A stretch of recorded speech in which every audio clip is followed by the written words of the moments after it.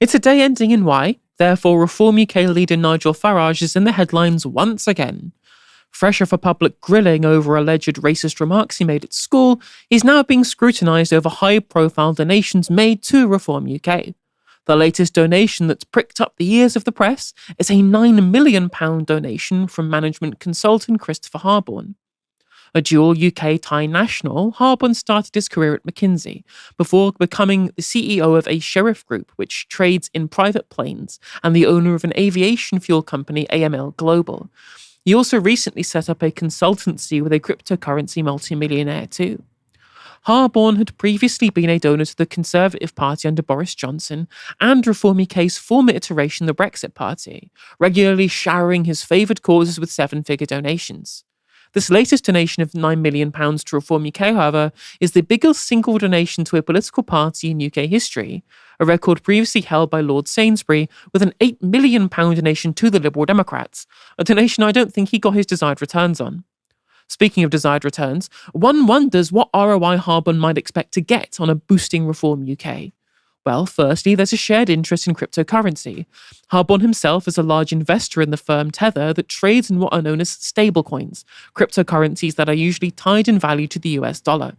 I wonder what Nigel Farage thinks of the company.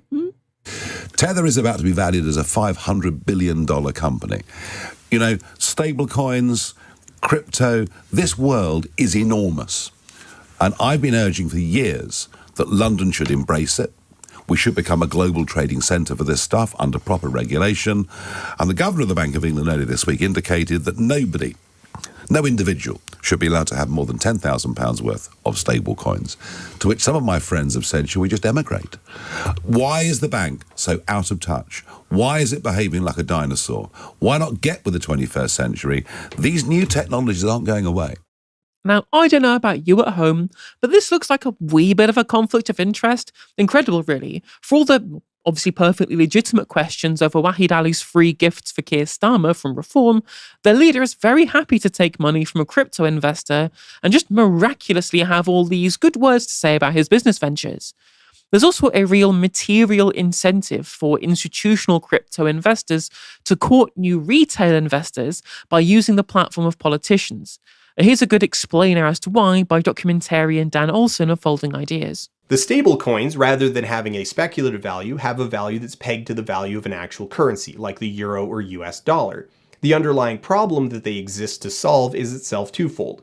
One is that converting cryptocurrency into dollars is the step of the process that makes you accountable to the taxman, and the primary goal of crypto in general is to starve public services, so that's a no-go. The second is that there just aren't actually that many buyers, and there's not enough liquidity in the ecosystem to cash out big holdings. Tether, the largest stablecoin, used to advertise itself as being backed on a one-to-one basis back when it was called Realcoin, but that language has become far more nebulous over time as it's become obvious that it just isn't true. This is a very complicated situation, but the short version is that the people who own Tether also own a real money exchange called Bitfinex, and there's evidence that the two services, both which require having actual dollars on hand in order to back their products and facilitate exchanges, are sharing the same pool of money, swapping it back and forth as needed. This means that at any given time, either service is potentially backed by $0, or at least that's what the data implies might be the case.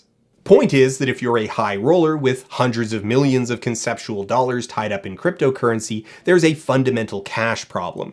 Your holdings have inflated to tens, hundreds, or thousands of times what you put in, but that price is just theoretical. It's speculative. You have all this crypto, you can't meaningfully spend it, and there's not enough buyers for you to get it out. In order for you to cash out, you need to convince someone else to buy in. So that's the crypto angle covered. It's also worth noting that as an investor in the aviation industry, Harborne is also materially incentivized to back political entities that impose environmental regulations such as prioritizing sustainable aviation fuel alternatives or levies placed on the private aviation industry. So much for being that party of the people who set their clocks for the morning, as their policy chief Zia Yusuf puts it. They're courting the financial backing of people who make money whilst they sleep. Not that Yusuf seems to care, he's very proudly wearing his mega donors as a badge of honour. What was that about reform needing a pact with the Tories because we struggle to raise from large donors? Now, very interesting, very interesting. Again, as I said before, it seems reasonably hypocritical for people who are saying, wasn't it terrible that Labour takes so much money from donations? They have all these free gifts that their politicians are getting. And yet that same scrutiny is not supposed to be applied apparently to Reform UK, or they will proudly talk about how they're happily taking all of this big money. The problem for Labour comes in insofar as, well, they can't now go after Nigel Farage and Reform UK for courting mega donors because they do it themselves, taking £4 million from Quadrature Capital.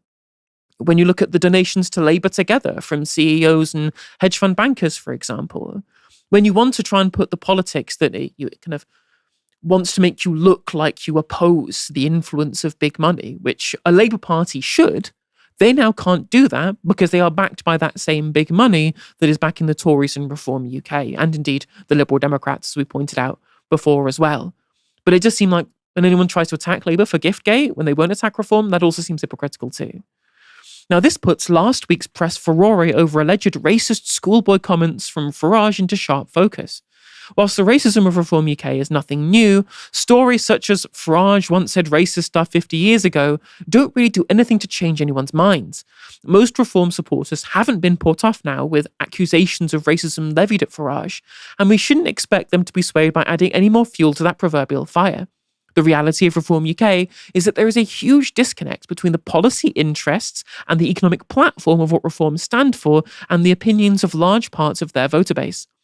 Pollster More in Common regularly tracks trust levels of certain voter groups, and Reform's biggest supporter base is made up of what they describe as dissenting disruptors, roughly representing, I guess, the right-wing populist segment of the electorate. The one thing that they share with the progressive left is a high level of distrust in big business, something that Reform UK have made a big link with. So much so, in fact, that Farage himself has floated the idea of putting business leaders in cabinet positions. Whilst it's definitely important to fight back against the racist rhetoric coming from Reform UK and their supporters, the key fulcrum which needs to be pushed on to move them away from right-wing populism is exposing how it's intertwined with corporate and billionaire interests. These voters already feel like politicians are untrustworthy and bought out by vested interests, and because of these donations, Reform have raised more money since July than Labour and the Tories combined. This also explains the Trump effect, someone who Farage greatly admires clearly, which puts people off considering Reform, as was pointed out by More in Common director Luke Trill. Donald Trump is deeply unpopular in the UK, far more so than Farage. Among those who have switched to Reform since 2024, Trump has a -13 favourability. Among voters as a whole, Farage's relationship with Trump is their biggest barrier to backing Reform, second for people who consider voting for Reform. Now, Trump's belligerent trade policy has made him look like an unreliable ally, and his army of billionaire backers undermines Farage's populist credentials. When you're busy mates with the oligarch president who forces the NHS to pay more for medications to enrich the shareholder pockets of Big Pharma, and whose inauguration saw him flanked by a harem of CEOs, how can anyone think you will actually defend the interests of the everyday working people of the UK?